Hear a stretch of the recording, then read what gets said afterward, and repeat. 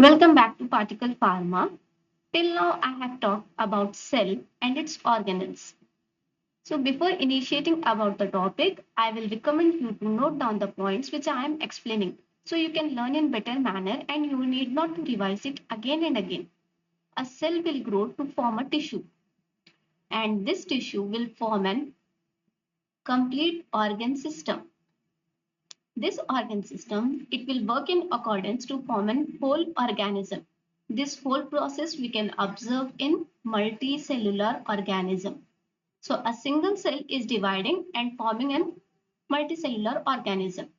A cell will form a tissue. How? By dividing.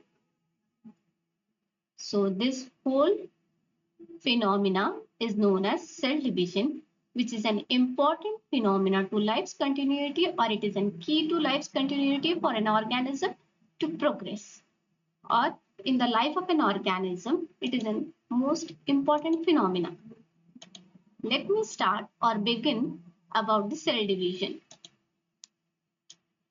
It's a process by which a parent cell or a main cell divides and form a two or more daughter cell.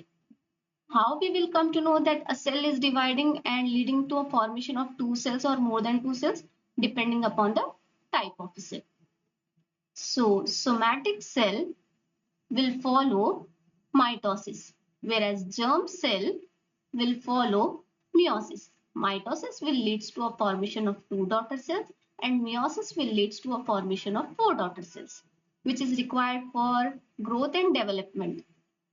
I mean to say why it is required, cell division. So it helps in the growth and development of an organism, or when an organism is hurt, so it will help in tissue repair and organism from one level to another level, how it is formed through evolution, how evolution is proceeded or how it is acquired through cell division, and it is also helping in adaptation to environment or surrounding. And last one is reproduction in multicellular organisms. Another key feature is it is complicated in eukaryotes when compared to prokaryotes, and mammals have more than 200 different types of cells. So let me talk about phases of cell division or the cycle of cell division, or how cell division is classified. The two important phases of cell division is, or it is divided as, karyokinesis and cytokinesis. Karyokinesis means division of nucleus. Cytokinesis means division of cytoplasm. Again, karyokinesis is divided into two main phases. First is interphase, next is M phase. Again, this interphase is classified into three substages, that is G1 phase, S phase and G2 phase. G1 means gap 1, S synthesis, G2 means gap 2. So when a cell is entering into a cell division stages, it must pass through G1 phase, then S phase, then G2 phase. After completion of this interphase, it will go to mitosis or meiosis, or in short M phase. Then it will enter into a cytokinesis, which leads to a formation of either two daughter cells in mitosis or four daughter cells in meiosis. So this was the brief introduction of cell division, how a cell is dividing by following which steps. Another important point or key feature of cell division stages is G0 phase. So let me talk about G0 phase in brief.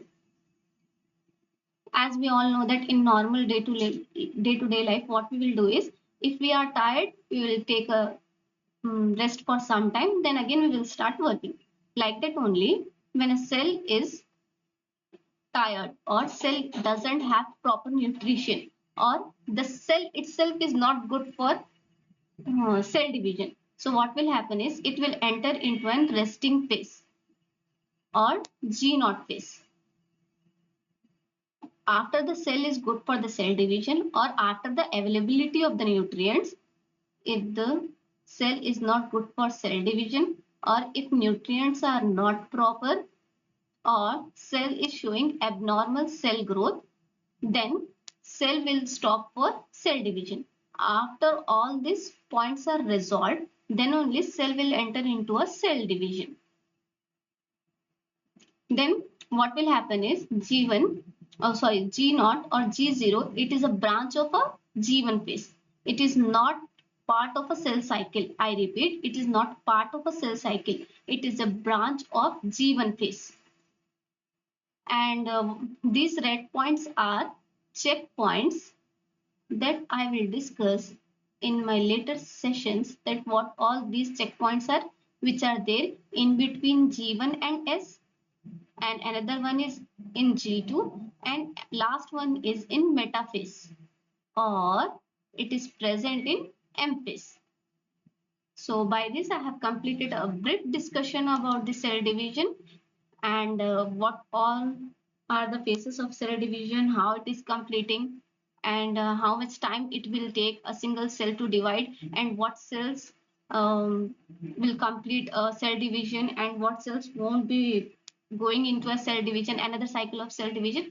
I will discuss all these points in my next session. Till then, stay tuned and try to learn more things, and you can follow us on Instagram also. There in my highlight session, you can see how a cell is dividing and structure of plasma membrane. All these things are there in my highlights. You just go through once, you will get to know. Thank you.